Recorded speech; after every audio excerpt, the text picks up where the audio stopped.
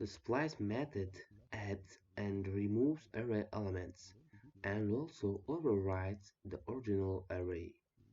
And I'm going to give you full descriptions of splice. Okay, array.splice, that is first index and second count of the items, that is to say how many.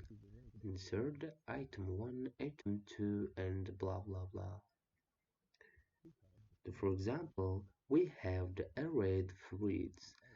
Fruits have the 5 elements.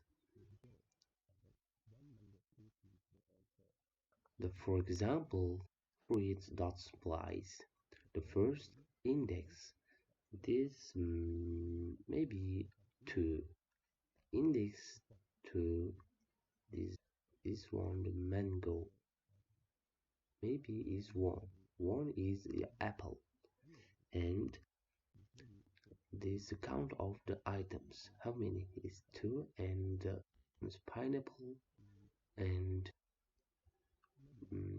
maybe grapes, yeah. And we are checking on console, this console.log the fruits, and we are checking console.